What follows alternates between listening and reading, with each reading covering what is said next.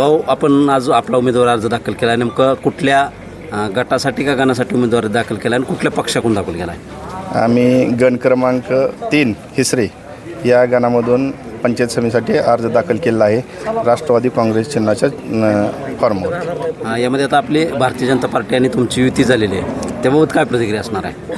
अतिशय उत्साह सर्व मतदारामध्ये आहे, आनंदाचं वातावरण आहे. जी जनतेची इच्छा होती ती आज पूर्ण झाली.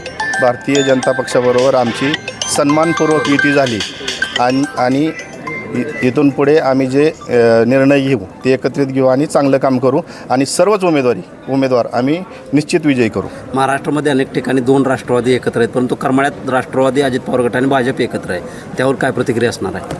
नाही, सगळीकडेच नाही, जिथं जिथं समीकरणं जुळत आहेत तिथं अजूनही महायुती म्हणून आम्ही लढत आहोत.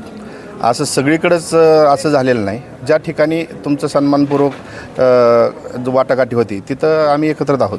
राष्ट्रवादीकडून काही बंडखोरी होण्याची शक्यता आहे, तिकीट वाटप जागा नाही, ते बंडखोरी आमचे आदरणीय नेते संजय शिंदे हे अतिशय चांगल्या प्रकारे लक्ष ठेवून आहेत. ते सगळ्यांची व्यवस्थितपणे समजूत घालून सर्वांना आम्हाला एकत्रित आणतील. भाऊ, आज माझे आमदार संजय मामा शिंदे तुमचा फॉर्म दाखल करताना गैरहजर राहिले. नाही, मामांना माढा तालुक्यातही काही लक्ष द्यावं लागतं आहे आणि मामा येतील, पण 3 वाजून जातील म्हणून आम्ही आत्ता अर्ज दाखल केला आहे. मामा येणार आहेत, आमची मिटिंग होईल थोड्या वेळामध्ये. साधारण राष्ट्रवादीचे आता किती उमेदवारी अर्ज दाखल झाले आणि उद्या काय होतील? आम्ही सध्या तरी सर्वच 6 गटामध्ये 12 गणामध्ये राष्ट्रवादीचे सर्व अर्ज टाकून ठेवलेले आहेत. युती झाल्यानंतर देखील अशा पद्धतीने उमेदवार अर्ज दाखल केले? नेमकं नाही, युती आमची काल ठरली. आम्ही कार्यकर्त्यांना आदेश देऊन 4-5 दिवस झाले, त्यामुळं प्रत्येकाने फॉर्म घेऊन ठेवले होते, भरून ठेवले होते, ते दाखल केले आणि मामांच्या सूचनेनुसार ते जे आहेत फॉर्म जे इतरत्र भरलेले आहेत ते आम्ही वेळेवर काढून घेऊ. भाऊ, आता जसं आधी विचारलं गेलं की दोन्ही राष्ट्रवादी महाराष्ट्रामध्ये बहुतेक ठिकाणी एकत्र लढत आहेत आणि राष्ट्रवादीची ताकद त्या ठिकाणी दिसूनसुद्धा येत आहे, परंतु या ठिकाणी BJP आणि राष्ट्रवादी हे कुठंतरी गणित जुळताना दिसून येतं.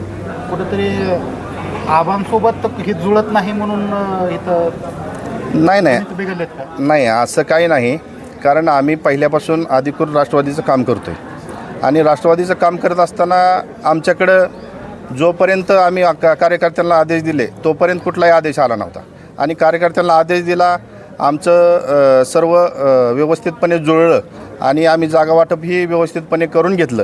त्यानंतर आम्हाला निरोप आला, त्यामुळं जो शब्द मामाने दिला आहे तो कदापि मला वाटत नाही माघारी घेतील. AB फॉर्म साधारण कधीपर्यंत येतील आणि कशा पद्धतीने देतील? AB फॉर्म आमचे मामा त्याच्यावर लक्ष ठेवून आहेत. संध्याकाळपर्यंत माझ्या हातात AB फॉर्म मिळतील. आम्ही उद्या AB फॉर्मचं वाटप करू. मागील करमाळा नगरपालिकेच्या निवडणुकीमध्ये आपण सुद्धा सांगितलं होतं की पालकमंत्र्यांनी जो शब्द दिला होता एकत्र लढण्याचा आणि जागा वाटपाचा, त्यावेळेस पालकमंत्र्यांनी सुद्धा त्या ठिकाणी फिरवला गेला. यावेळेस तसं काही राजकारण होईल? नाही, ती त्यावेळेस कसं पहिली बैठक झाली, त्यानंतर दुसरी बैठक झालीच नाही आणि त्यामध्ये सस्पेन्स वाढला आणि त्यामुळं आम्ही सेपरेट नगरपालिका लावली होती.